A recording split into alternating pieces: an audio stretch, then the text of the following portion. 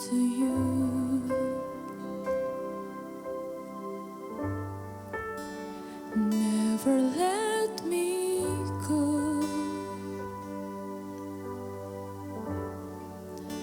I leave it on all again to hear you say that I'm your friend.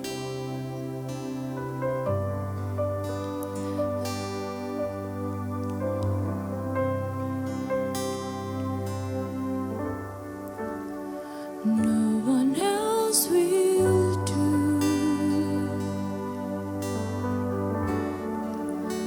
'cause nothing else can take your place. To feel the warmth of your embrace,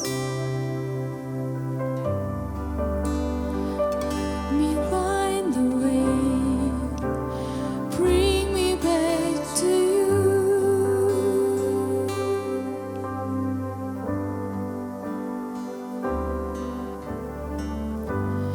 You're all I want. You're all I've ever needed. You're all I want. Help me that you are near. You're all I want.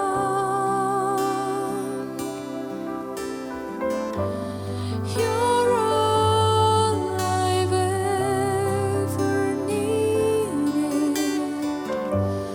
You're all I want. Help me that you are near.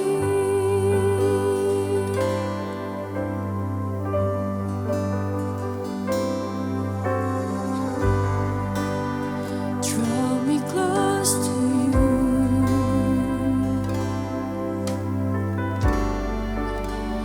Never let me go. I laid it all down again to hear you say that I'm your friend. You are my desire.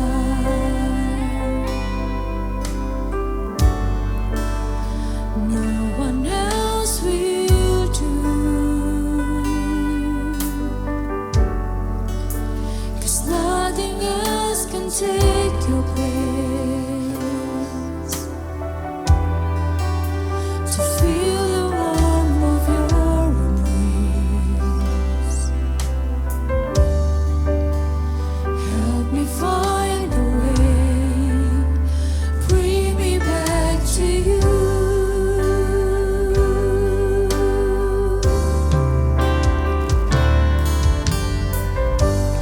You're all I want.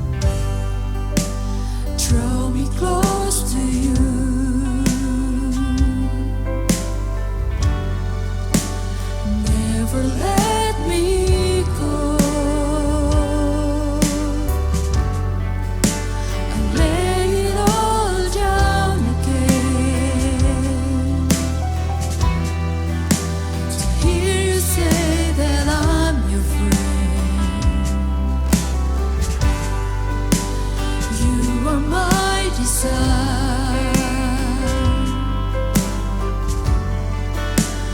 No one else will do, 'cause nothing else can take your place. To feel the warmth of your embrace, help me find the way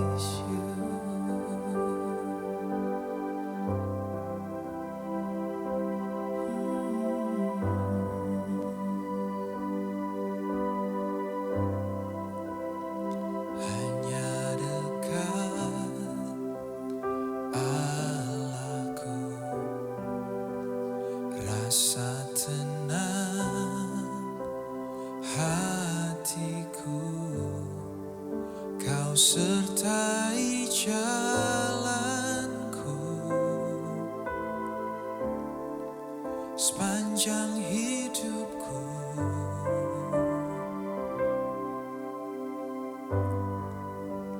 Hanya dekat padamu ada kekuatan baru. Kaulah perlindunganku, keselamatanku.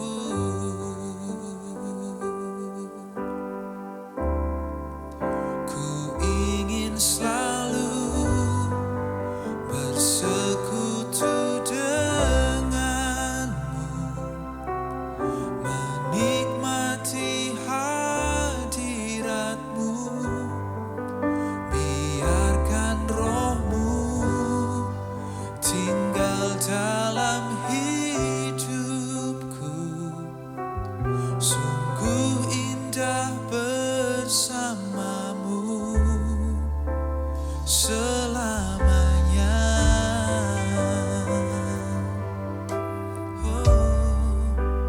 Hanya dekat Allahku, rasa tenang hatiku.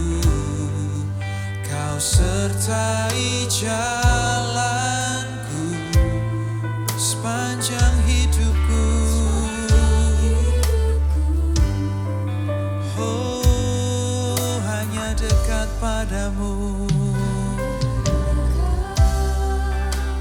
Padamu ada kekuatan baru.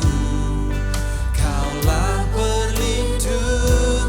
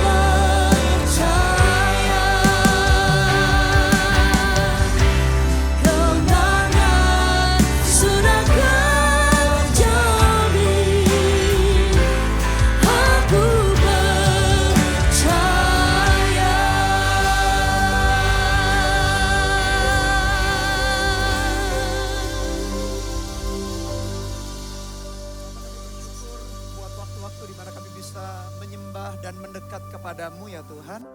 Kami menikmati hadirat-Mu. Kami tahu Tuhan tidak jauh, Tuhan begitu dekat, selalu menuntun dan menyertai kami, tak pernah membiarkan kami berjalan sendirian. Tiba giliran kami Tuhan untuk kami mendengar apa yang menjadi pesan Tuhan, isi hati-Mu. Jamah setiap kami berbicaralah, bersabdalah, kami rindu dikuatkan, kami rindu diinspirasi oleh firman Tuhan. Firman-Mu adalah pelita bagi kaki kami, terang bagi jalan kami. Roh Kudus, Engkau yang mengurapi setiap kami, memberikan hikmat dan pengertian, supaya kami paham dan mengerti rencana dan kehendak-Mu lewat firman Tuhan. Kami kembalikan semua pujian, hormat, kemuliaan bagi nama-Mu saja. Di dalam nama Tuhan Yesus kami berdoa dan mengucap syukur. Haleluya. Amin. Puji Tuhan, senang sekali bisa menyembah bersama-sama dengan Anda. Kita mendekatkan diri kita kepada Tuhan dan tiba giliran kita untuk kita duduk dekat kaki Tuhan, mendengarkan apa yang menjadi isi hati Tuhan. Dan tema worship night kali ini saya beri judul demikian, Aku Percaya. Ya betul lah, kepercayaan itulah yang membedakan antara orang-orang yang menemukan anugerah dan pertolongan Tuhan, dan dibandingkan dengan orang-orang yang tidak terima sesuatu anugerah atau pertolongan daripada Tuhan. Bukan berarti karena Tuhan pilih kasih, Tuhan mengasihi atau lebih mencintai yang seseorang dibandingkan kita atau orang tertentu. Saya meyakini Tuhan mencintai, mengasihi kita semua. Tidak ada anak emas, sebaliknya tidak ada anak tiri, tapi semua dicintai Tuhan. Tapi faktor yang membedakan apakah seseorang menerima anugerah, pertolongannya, kebaikan Tuhan adalah setipis atau di dalam batasan ini. Apakah kita percaya atau tidak. Sehingga doa saya adalah iman kita kembali bangkit di dalam worship night kali ini. Sehingga kita berkata, aku percaya ya Tuhan. Disitulah kita menerima anugerah serta pertolongannya. Ada sebuah kisah yang sangat menarik sekali ditulis dalam Alkitab kita di dalam Perjanjian Lama. Bagaimana seseorang bahkan bukan umat pilihan Tuhan, lalu karena kepercayaan atau iman yang dia tujukan kepada Tuhan yang benar, akhirnya dia menerima anugerah itu. Meskipun pada akhirnya disinilah ending di dalam setiap pertolongan atau mujizat Tuhan, seseorang bisa menerima Yesus atau seseorang bisa menerima Tuhan sebagai Tuhan dan juru selamat pribadinya. Mari kita lihat kisah yang menarik ini dan kita akan belajar banyak. Ada hikmat-hikmat Tuhan yang akan menuntun kita membangkitkan iman kepercayaan kita kepada Tuhan. Mari kita buka 2 Raja-Raja pasal yang ke-5. Ayat yang pertama sampai ayat yang ke-19. 2 Raja-Raja pasal yang ke-5.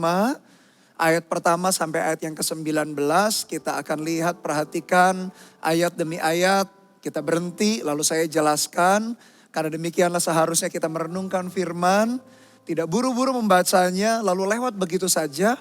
Padahal di dalam setiap ayat, untayan ayat demi ayat terkandung prinsip kerajaan sorga yang sebetulnya membawa kita mengalami anugerah, mujizat dan pertolongannya. Kita akan perhatikan ayat yang pertama dikatakan demikian. Naaman, panglima Raja Aram, adalah seorang terpandang di hadapan tuannya dan sangat disayangi. Sebab oleh dia Tuhan telah memberikan kemenangan kepada orang Aram. Tetapi orang itu seorang pahlawan tentara sakit kusta.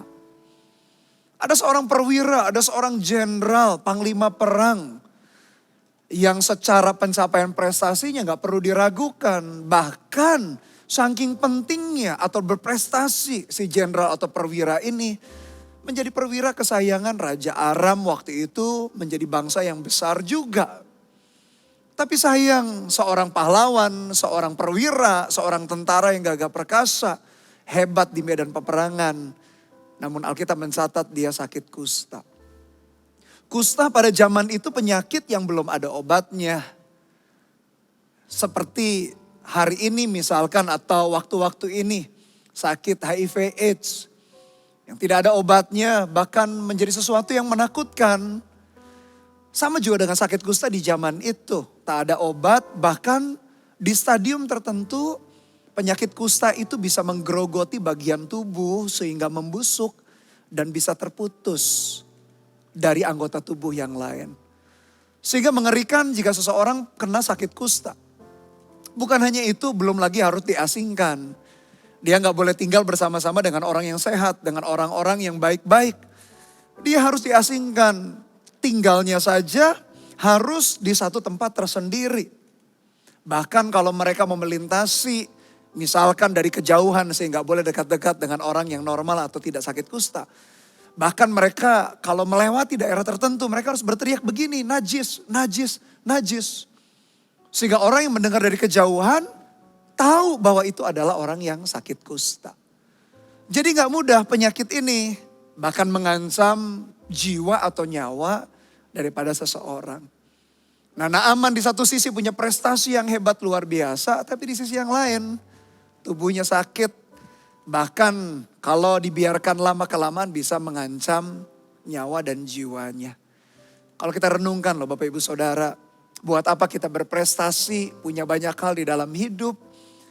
Tapi kita tahu kehidupan kita satu saat akan binasa, akan mati. Bahkan seolah-olah prestasi yang kita capai tidak ada artinya lagi. Demikian juga kondisi daripada Naaman ini. Satu sisi dia punya banyak prestasi. Saya bayangkan mungkin kalau dia pakai pakaian perang, kiri kanannya penuh dengan simbol-simbol atau penghargaan demi penghargaan yang diberikan. Tapi dia mengalami sakit kusta.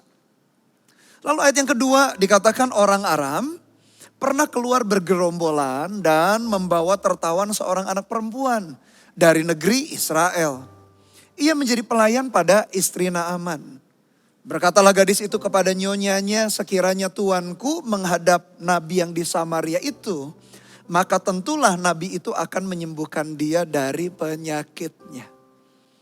Meskipun kondisi Naaman bisa dibilang ironis, menyedihkan, berprestasi namun sakit yang gak ada obatnya. Tapi ketika dia menyerang atau bergerombol, lalu dia menawan seorang gadis sehingga perempuan wanita Israel ini menjadi pelayan mereka. Wanita di zaman itu tidak diperhatikan, apalagi posisinya tawanan, apalagi menjadi budak, menjadi pelayan. Tapi siapa sangka ternyata lewat seorang wanita, seorang gadis tawanan yang mungkin diabaikan banyak orang, disitulah jawaban bagi permasalahan Naaman ini. Ternyata Naaman menemukan jawabannya dari seorang wanita biasa.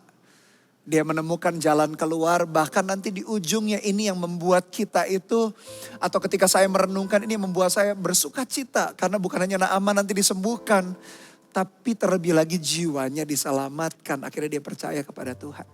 Dan perhatikan baik-baik, Tuhan bekerja lewat seorang wanita biasa. Pelayan tawanan pula. Apa maksud Tuhan ketika kita bisa membaca kisah ini kembali? Kita bisa belajar. Jangan anggap enteng, jangan anggap rendah. Siapapun yang berbicara mengenai kebenaran firman Tuhan. Mungkin kita merasa orang itu siapa sih? Karirnya tidak secemerlang kita. Posisinya lebih rendah daripada kita. Dia tidak sekaya kita. Penampilannya biasa saja. Tapi kalau seseorang Tuhan pakai untuk berbicara mengenai firman Tuhan. Dengarkan firman Tuhan. Bahkan yang diucapkan oleh seseorang yang menurut pandangan kita status sosialnya lebih rendah. Atau mungkin usianya lebih muda dibanding kita.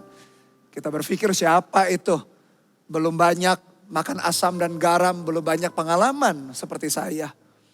Ingat baik-baik Bapak Ibu Saudara, Tuhan itu bisa berbicara lewat siapapun juga. Kalau yang dibicarakan adalah prinsip kebenaran. Bisa jadi itu adalah suara Tuhan, tuntunan Tuhan buat kita. Jadi kita gak boleh sombong, gak boleh arogan. Justru dari omongan pembicaraan seseorang itu muncullah firman Tuhan. Dan dari mana sih iman itu bisa bangkit? Bukankah dari pendengaran akan firman? Sehingga kita bisa percaya, ya Tuhan aku percaya. Jadi jangan anggap enteng orang-orang yang berbicara firman Tuhan. Itu suara Tuhan bisa jadi bagi kita. Jangan anggap status, jangan pandang rendah dia. Atau kebalikannya, posisi yang kedua. Kita merasa bahwa hidup kita gak mungkin dipakai Tuhan. Siapa sih kita sehingga kita membagikan firman kepada seseorang. Sehingga kita mengingatkan seseorang, menasehati atau sharing firman. Kita pikir siapa sih kita? Kita pun juga gak boleh underestimate, memandang rendah diri kita. Karena Tuhan bisa pakai siapapun, termasuk kita. Justru disitulah Paulus juga berkata, aku lebih suka tinggal dalam kelemahanku. Karena justru di dalam kelemahanku, kuasa Tuhan menjadi sempurna. Puji Tuhan kalau kita kurang di sana sini, meskipun kita sudah belajar mengupgrade diri, kekurangan kita ditutupi oleh kekuatan atau kuasa daripada Tuhan. Bukan karena kita nggak mau belajar, bukan karena kita nggak mau upgrade diri. Tapi saya menyadari setekunnya, serajin-rajinnya kita mau belajar, toh tetap manusia itu terbatas. Kita perlu mengandalkan Tuhan di dalam melayani atau memberitakan firman. Dan siapa sangka jawaban daripada pergumulan Naaman, entah sudah berapa tahun dia mengalami kusta, dijawab lewat seorang wanita sederhana, seorang tawanan yang mungkin secara strata sosial tidak ada apa-apanya dibanding Naaman yang begitu hebat. Lalu ayat yang keempat dikatakan demikian. Lalu pergilah Naaman memberitahukan kepada tuannya, kepada Raja Aram. Katanya beginilah dikatakan oleh gadis yang dari negeri Israel itu. Maka jawab Raja Aram, baik, pergilah dan aku akan mengirim surat kepada Raja Israel. Lalu pergilah Naaman dan membawa sebagai persembahan 10 talenta perak dan 6.000 shikal emas dan 10 potong pakaian. Memang sungguhan ini, Naaman itu punya prestasi yang tidak dianggap rendah oleh rajanya. Bahkan ketika Naaman sebagai seorang perwira, sebagai seorang jenderal berbicara kepada penguasa negeri Aram yaitu rajanya betul-betul mendengarkan. Berarti orang ini bukan orang sembarangan. Orang ini mempunyai reputasi yang hebat. Orang ini dihargai banyak orang, termasuk dihargai oleh rajanya sendiri. Saya bisa bayangkan berarti fasilitas terbaik di kerajaan itu diterima oleh Naaman. Dia terbiasa dilayani dengan standar-standar kerajaan. Bahkan rajanya pun berkasih karunia kepada dia. Dia mendengarkan apa yang menjadi cerita Naaman kepada dia sebagai sang raja. Dan raja itu kemudian menyampaikan surat. Mari kita lihat apa isi suratnya dalam ayat yang ke-6. Ia menyampaikan surat itu kepada Raja Israel yang berbunyi, sesampainya surat ini kepadamu, maklumkanlah kiranya bahwa aku menyuruh kepadamu Naaman pegawaiku supaya engkau menyembuhkan dia dari penyakit kustanya.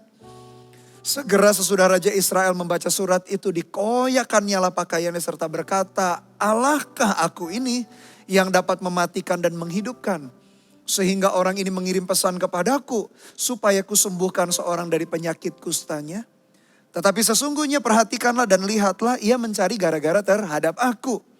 Segera sesudah didengar Elisa abdi Allah itu bahwa Raja Israel mengoyakkan pakaiannya, dikirimnyalah pesan kepada raja bunyinya, mengapa engkau mengoyakkan pakaianmu? Biarlah ia datang kepadaku supaya ia tahu bahwa ada seorang nabi di Israel. Raja Aram mengirim surat kepada Raja Israel. Karena Naaman minta, dia dengar dari tadi kan pelayan perempuannya. Kenapa engkau tidak cari nabi di Israel? Nah sekarang masalahnya ada di Raja Israel. Dia berkata, gimana caranya menyembuhkan Naaman dari sakit kusta? Ibarat tadi kalau di zaman ini belum ada obat untuk sakit HIV AIDS.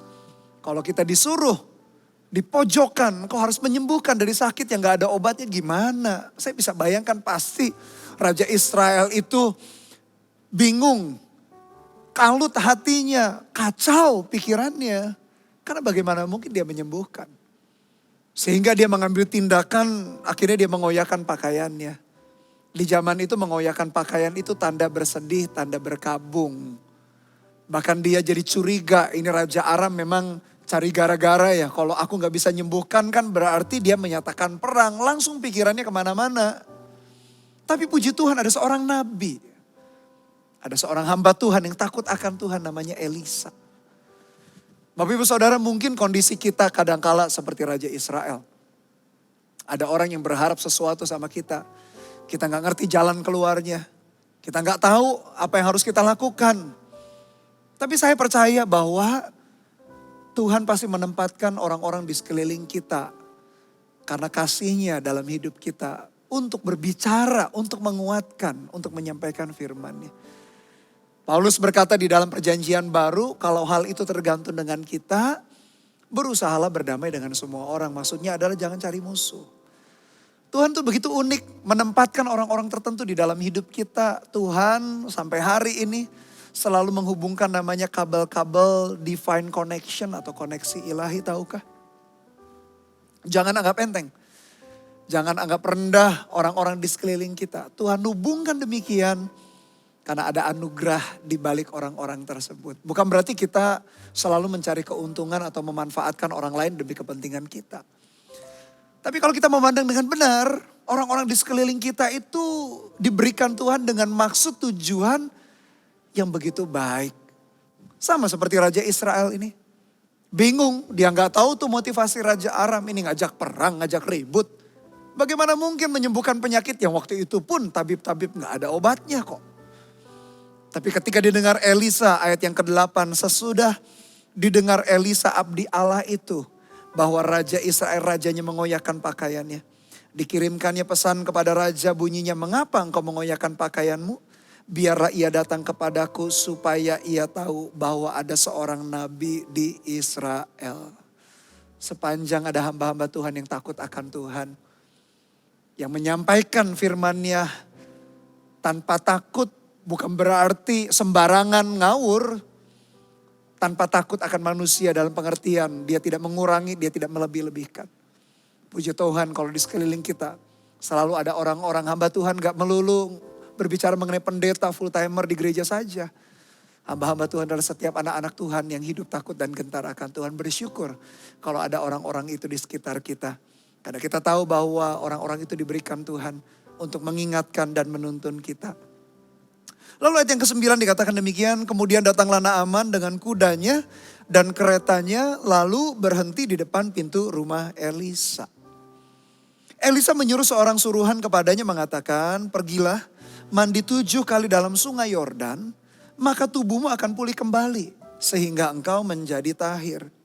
Tetapi pergilah Naaman dengan gusar sambil berkata, aku sangka bahwa setidak-tidaknya ia datang keluar dan berdiri memanggil nama Tuhan Allahnya. Lalu menggerak-gerakkan tangannya di atas tempat penyakit itu. Dan dengan demikian menyembuhkan penyakit kustaku. Bukankah Abana dan Parpar, sungai-sungai Damsyik, lebih baik daripada segala sungai di Israel? Bukankah aku dapat mandi di sana dan menjadi tahir? Kemudian berpalinglah ia dan pergi dengan panas hati. Naaman akhirnya pergi ke rumah Elisa. Bahkan Elisa itu tidak menjumpai Naaman sama sekali. Disuruh-suruhannya kasih pesan. Kenapa Elisa tidak langsung menjumpai Naaman? Bukan karena dia tidak menghargai Naaman. Tapi bisa jadi karena waktu itu orang Israel tidak boleh berada dekat dengan orang kusta. Sehingga bisa dinyatakan tidak tahir. Mungkin salah satu pertimbangannya itu. Tapi yang pasti adalah Tuhan sedang mengajar kepada Naaman untuk dia memiliki kerendahan hati. Bayangkan seorang yang oleh rajanya pun dihargai. Seorang yang selalu dapat fasilitas yang terbaik di kerajaannya karena prestasinya sebagai pahlawan, sebagai jenderal. Tiba-tiba ketemu seorang nabi, orang Israel, seolah-olah tidak dipandang atau dipandang sebelah mata. Kita bisa bayangkan perasaan Naaman, dia gusar, dia jengkel. Bahkan dikatakan dia marah, belum lagi. Bukan hanya Elisa tidak bertemu dengan Naaman. Naaman pikir kalau mau menyembuhkan ya bagaimana gerak-gerakan tangan begitu. Malah disuruh mandi. Dan disuruh mandinya pula di sungai Yordan. Sungai yang gak terlalu lebar, yang gak terlalu dikenal dalam pengertian kemegahannya, kemewahannya. Mungkin juga airnya lebih kotor di waktu itu. Lalu dia protes, kenapa nggak di sungai di sungai-sungai Damsyik, di Abana atau di Parpar? Dia berkata, sungai Damsyik sungai yang lebih bagus, lebih elegan, lebih punya prestis tersendiri. Di sini sebetulnya Tuhan sedang berurusan dengan kerendahan hati dan ketaatan daripada Naaman. Bapak Ibu Saudara, kalau kita berkata aku percaya kepada firman Tuhan, aku percaya kepada pertolongan-Mu, selalu harus dimulai dengan kerendahan hati. Kerendahan hati selalu mendahului pertolongan Tuhan di dalam hidup kita. Saya nggak tahu apa yang Anda hadapi. Apakah hari ini mengalami kondisi Anda merasa ada di lembah kehidupan.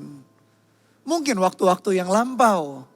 Orang menghargai, orang respect karena pencapaian demi pencapaian yang Anda miliki. Tapi hari ini mungkin keadaannya berbeda. Atau mungkin hari ini Anda tetap di dalam posisi yang hebat. Tapi kembali, pertolongan Tuhan itu selalu dimulai urusannya dengan hati manusia. Tak ada yang sulit bagi Tuhan untuk menolong orang. Maka satu ketika Yonatan anaknya Saul berperang dengan bangsa musuh orang Filistin yang jumlahnya tak terhingga. Lalu Yonatan itu berbicara bahwa bagi Tuhan tidak kesulitan menolong orang dengan banyak atau dengan sedikit orang. Itulah kebenarannya. Dari pihak Tuhan tak ada kendala, tak ada yang sukar. Sebetulnya yang sulit itu siapa? Kitanya. Ketika kita tidak mau memiliki humility, kerendahan hati. Sebetulnya kustanya Naaman bukan sebuah masalah besar bagi Tuhan. Bagi Raja Israel iya, bagi manusia iya. Karena penyakit itu gak ada obatnya. Tapi bagi Tuhan bukankah gak ada sesuatu yang mustahil. Yang sulit bukan dari pihak Tuhan menyembuhkan atau membawa terobosan bagi Anda. Tapi yang sulit bagi kita adalah merendahkan hati. Karena kita merasa kita punya pencapaian. Ngapain mendengarkan firman dari orang-orang tertentu mungkin yang strata sosialnya lebih rendah. Karena kita merasa kita ini biasa di treatment begitu rupa. Mendapat fasilitas-fasilitas yang terbaik. Tapi kembali kalau kita menerima anugerah Tuhan. Dimulai dengan sikap hati yang demikian. Yaitu memiliki kerendahan hati. Kenapa bukan di Abana, bukan di Parpar, di Sungai Damsyik? Karena yang pertama pastinya Tuhan sedang berurusan dengan kerendahan hati daripada Naaman. Dan yang kedua alasannya tentu saja. Kalau dia memendamkan diri di Damsyik, sungai-sungai Damsyik. Padahal itu wilayah otoritas daripada Raja Aram yang tidak kenal Tuhan. Nanti ketika dia memendamkan diri lalu sembuh, nanti dia berpikir, wah ini bukan Allah Israel yang menyembuhkan. Orang bisa berkelit, orang bisa menyangkal kesembuhan. Tapi sengaja di Sungai Yordan, tempat di mana Israel ada. Sungai ini, Sungai Yordan kan di Israel. Di tempat itulah supaya untuk meyakinkan, menunjukkan bahwa kesembuhan nanti yang kita akan lihat di ayat-ayat berikutnya. Kesembuhan yang dia terima bukan kebetulan.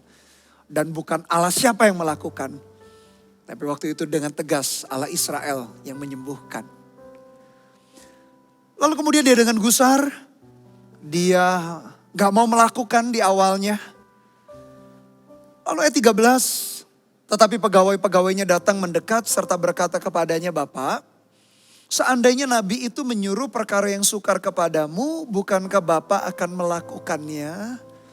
Apalagi sekarang ia hanya berkata kepadamu, mandilah dan engkau akan menjadi tahir. Maka turunlah ia memendamkan dirinya 7 kali dalam sungai Yordan sesuai dengan perkataan abdi Allah itu. Lalu pulihlah tubuhnya kembali seperti tubuh seorang anak dan ia menjadi tahir.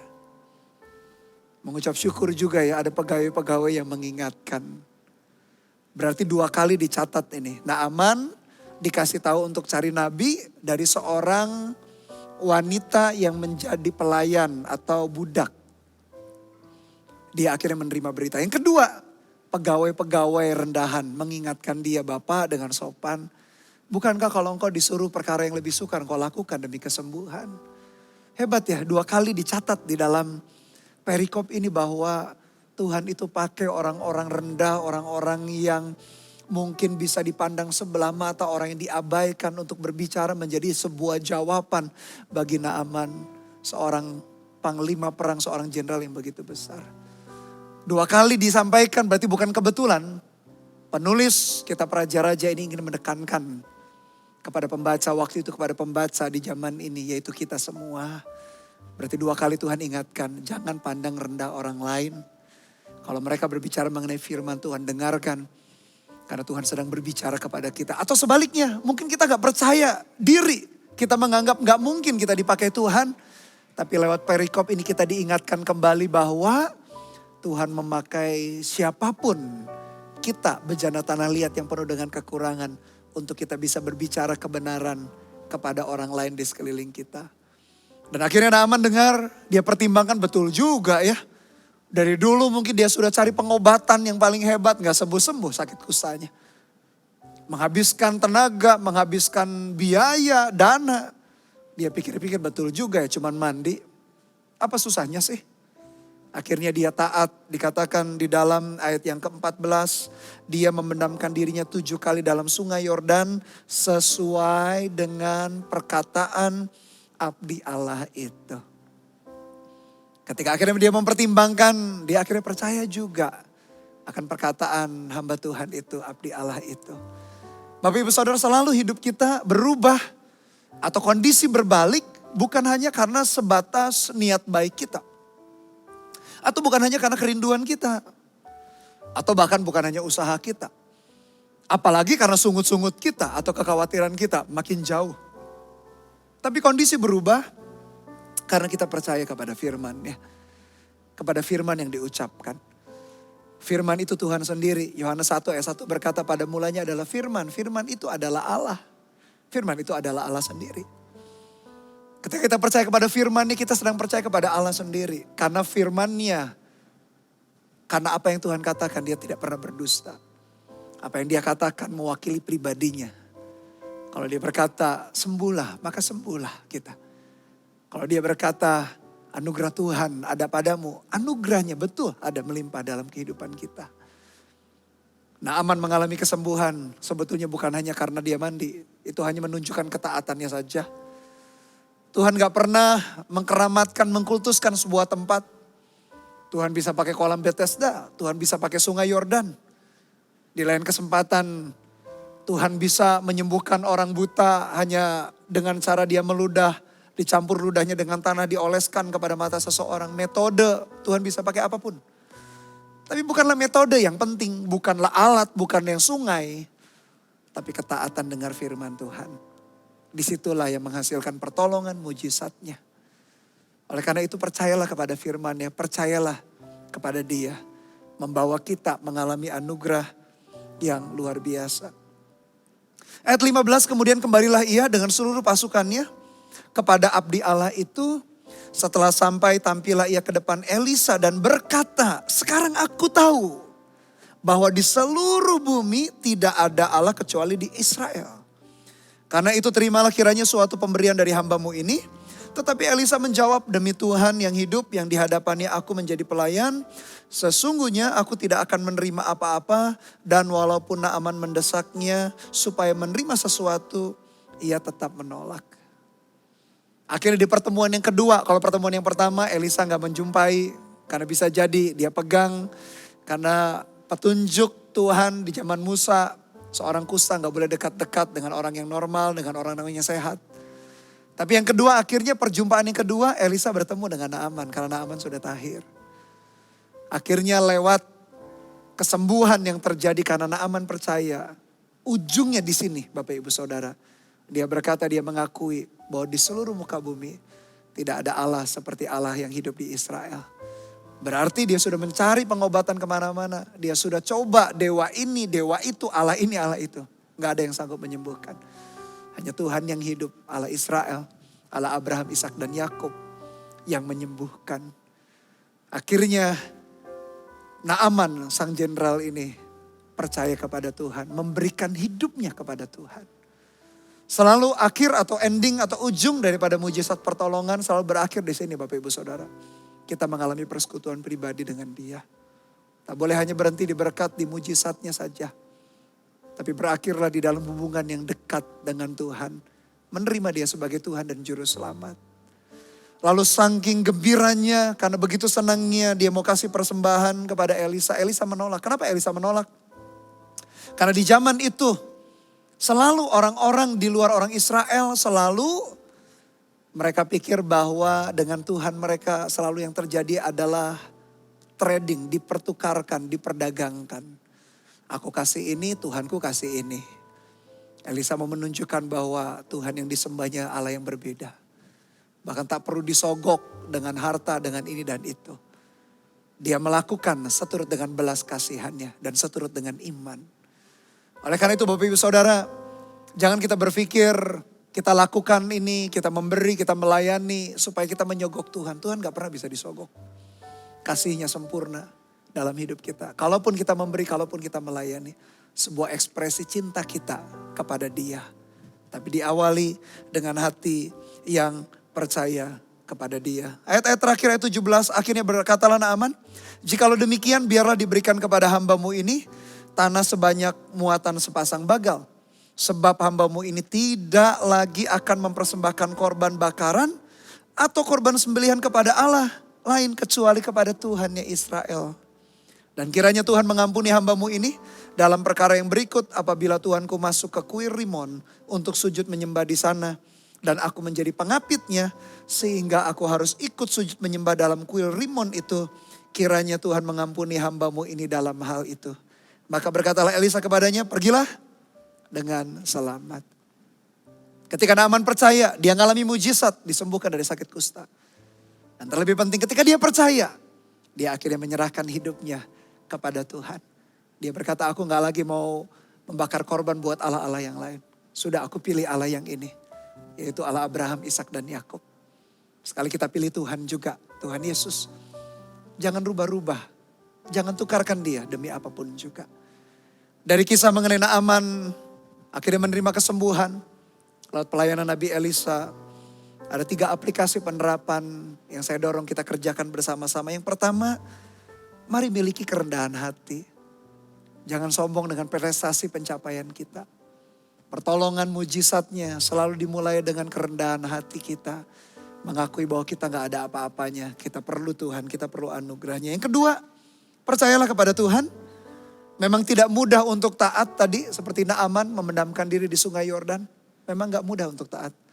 Tapi tahukah Bapak Ibu Saudara akan lebih sulit lagi hidup ketika kita sengaja memberontak kepada kehendaknya. Dan yang terakhir, jadilah pembawa kabar baik. Seperti wanita pelayan tawanan ini memberitakan kabar baik. Seperti pegawai-pegawai tadi menguatkan Naaman yang sudah gusar dan marah. Ketika disuruh mandi, dia marah. Masa cuma begitu kesembuhannya? Ada orang-orang yang dipakai Tuhan dengan kesederhanaannya untuk menguatkan seseorang. Tuhan juga mau pakai kita semua. Di dalam kesederhanaan, di dalam kelemahan kita dan kekuatan kita. Jadilah orang-orang yang memiliki kerinduan membawa kabar baik. Haleluya, mari kita arahkan hati kita kepada Tuhan. Anugerahnya ada di tengah-tengah kita. Terima kasih buat firman-Mu ya Tuhan. Kami tahu bahwa Tuhan itu sungguh-sungguh setia dalam perjalanan hidup kami. Dan ternyata Tuhan itu mengasihi semua orang. Tuhan tidak pernah pilih kasih. Tapi kalau ada orang-orang yang mengalami anugerah, penyertaan, pertolongan, mujizat. Karena orang itu percaya. Ampuni kami kalau selama ini kami kurang percaya. Ya sih kami dengar cerita soal Tuhan. Ya mungkin kami senang orang dapat mujizat ini dan itu. Cuman kami mungkin meragukan apakah Tuhan itu mengasihi kami atau tidak ya. Tapi biarkan hari ini kami kembali berkata, aku percaya ya Tuhan kepadamu. Kau satu-satunya pribadi yang menolong. Bahkan kami mau taat, mengerjakan hal-hal yang mungkin kami anggap sederhana. Tapi kalau itu firman-Mu kami taat. Namun pada ujungnya biarkan kepercayaan kami membawa kami punya hubungan personal dengan Engkau. Terima kasih ya Tuhan. Mari kita datang mendekat kepada Dia sekali lagi. Kita menyembah Dia. Haleluya. Terima kasih ya Tuhan. Terima kasih buat anugerah-Mu. Engkau ada bersamaku di setiap musim hidupku. Tak pernah Kau biarkan ku sendiri.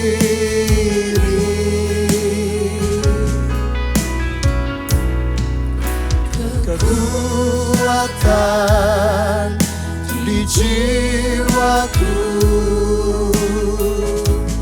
adalah bersamamu. Tak pernah ku ragukan kasih-Mu. Katakan bersamamu Bapa, haleluya. Bersamamu Bapa,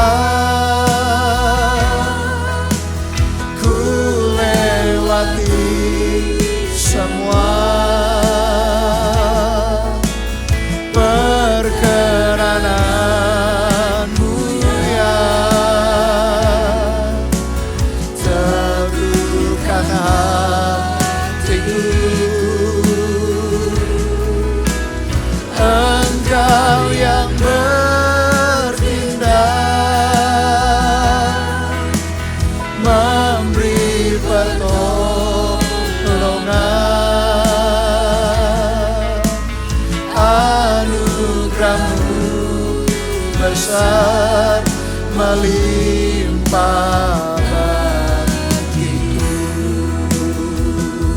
Ulangi dari awal. Jadikan doa dan iman kita, katakan, Engkau ada bersamaku di setiap musim hidupku. Haleluya.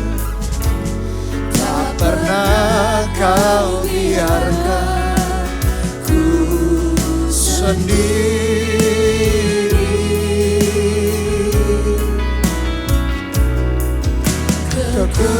Kekuatan di jiwaku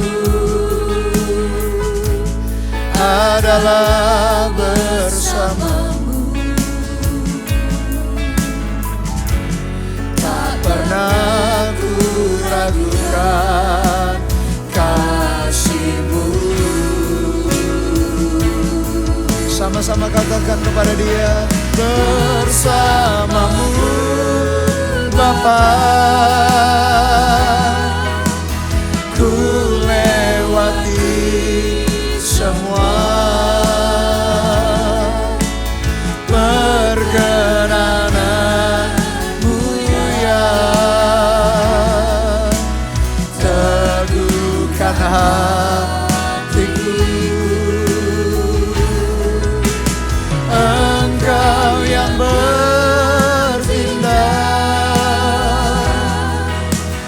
memberi pertolongan.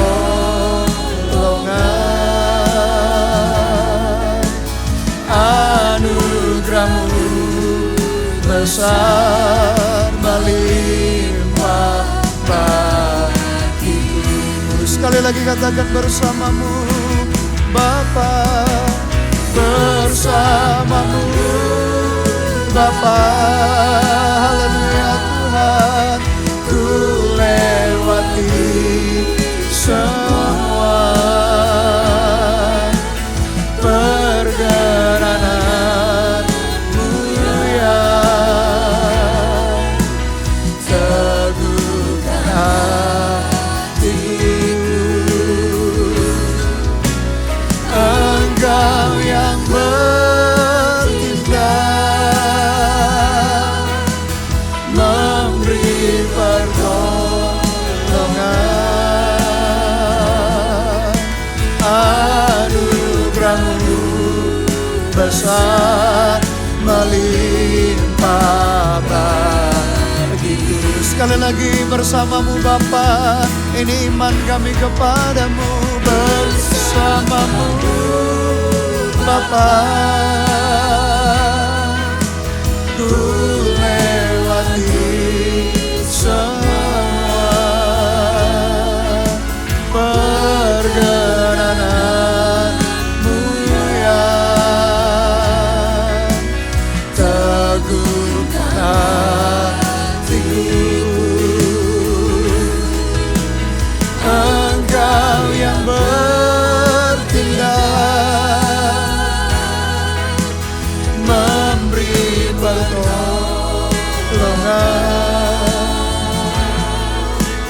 Anugerah-Mu besar melimpah bagiku. Kita sembah Dia. Orala nama takarala, kiarala nama syukuri nama takarala. Anugerah-Mu besar dalam hidup kami ya Tuhan. Terima kasih buat kesetiaan-Mu di dalam setiap musim kehidupan kami. Bahkan waktu-waktu yang sulit, waktu-waktu yang sukar, Engkau ada menuntun hidup kami. Sebab Engkau gembala yang baik, takkan kekurangan kami. Engkau menuntun kami ke air yang tenang, rumput yang hijau Tuhan.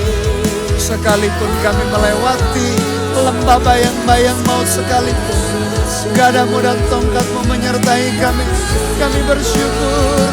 Haleluya Tuhan. Orenana mana marala basyukuri rada batara nama.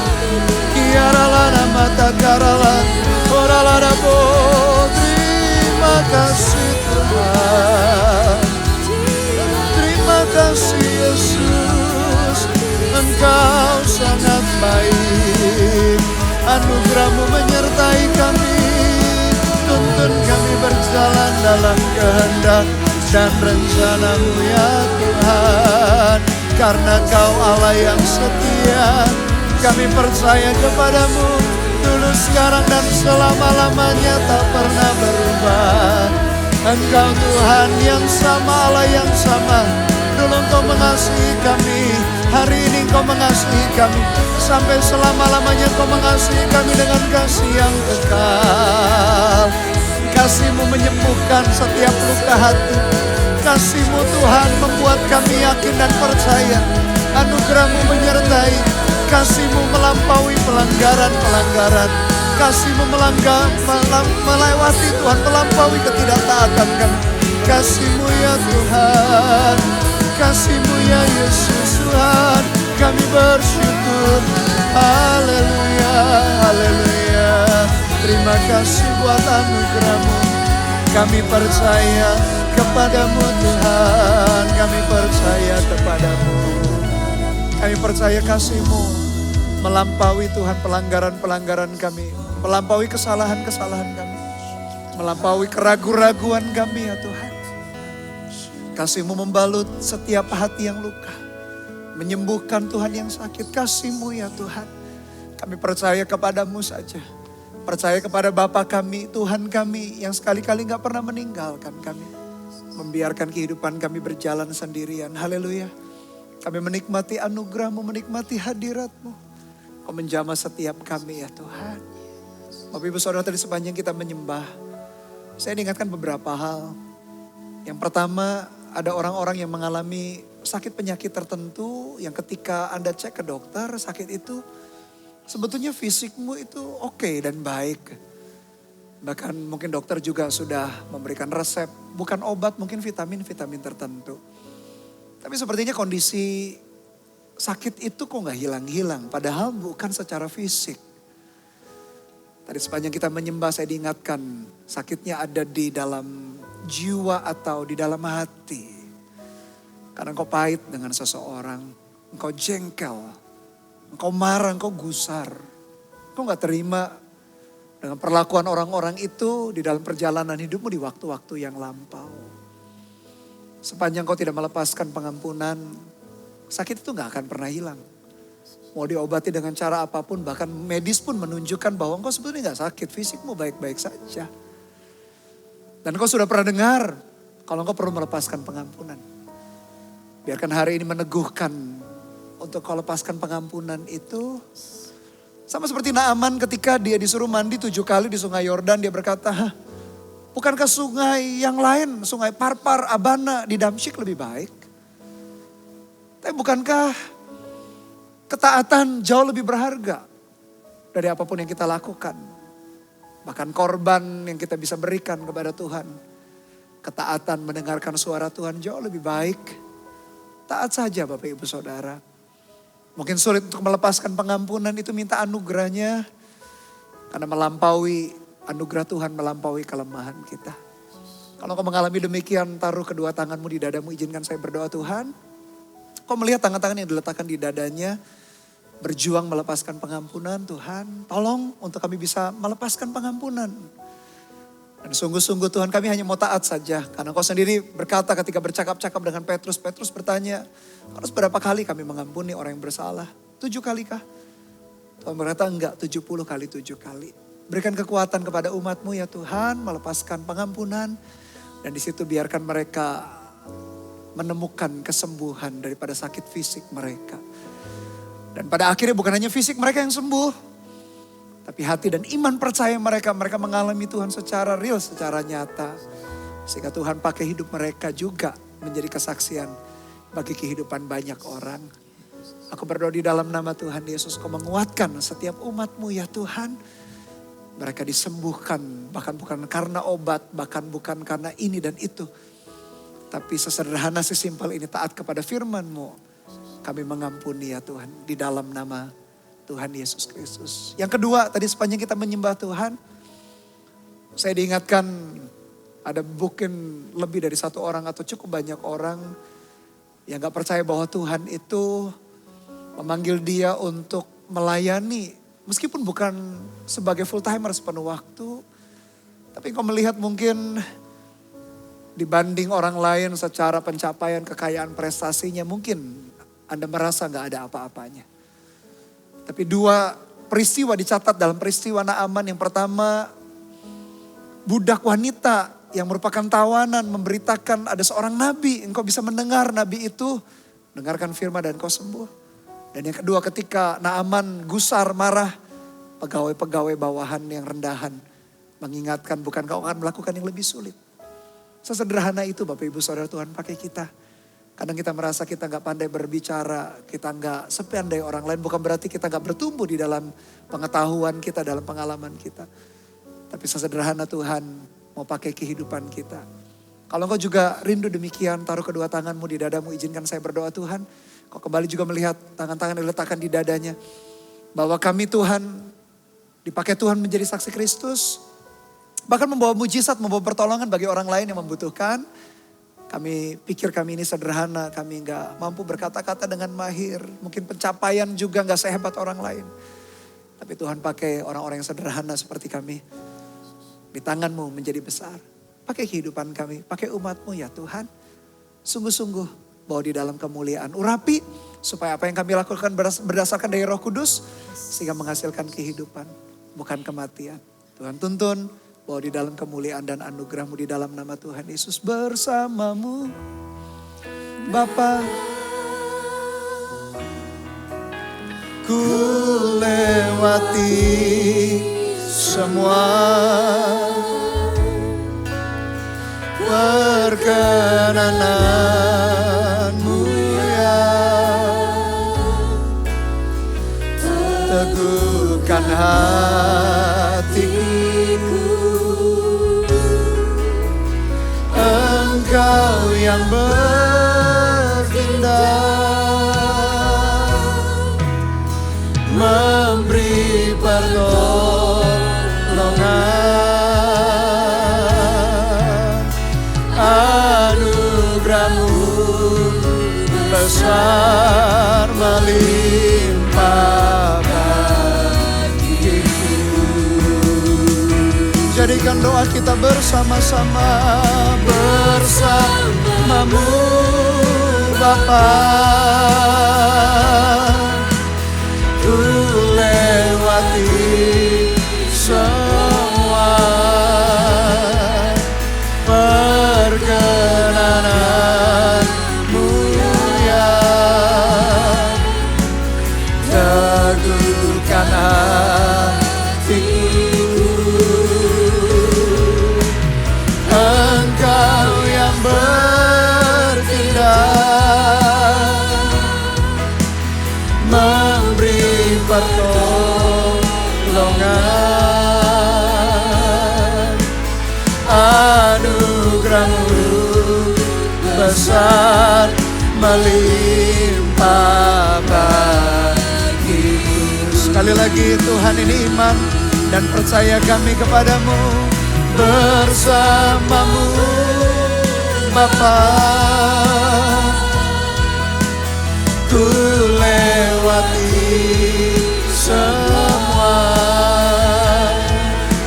perkenanan-Mu ya. Teguhkan hatiku, Engkau yang bertindak, memberi pertolongan.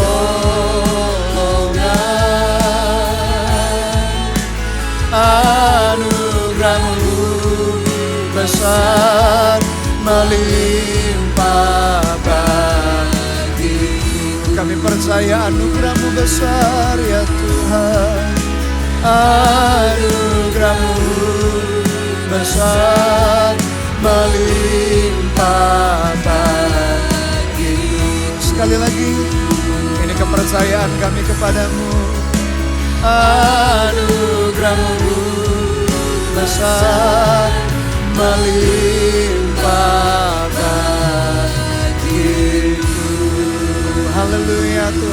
terima kasih. Mari angkat kedua tangan kita. Biar anugerah-Mu Tuhan terus menyertai kami.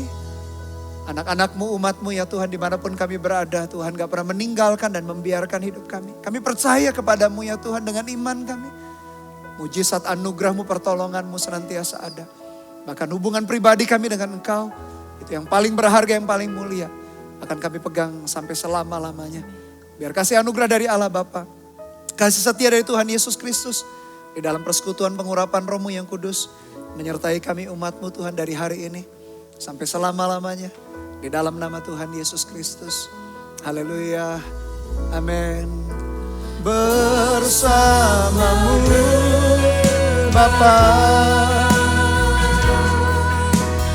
ku lewati semua perkenanan-Mu ya. Teguhkan hatiku, Engkau yang bertindak,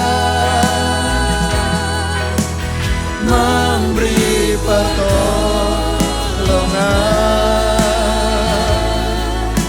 Anugerah-Mu besar melimpah bagiku. Anugerah-Mu besar ya Tuhan. Anugerah-Mu besar melimpah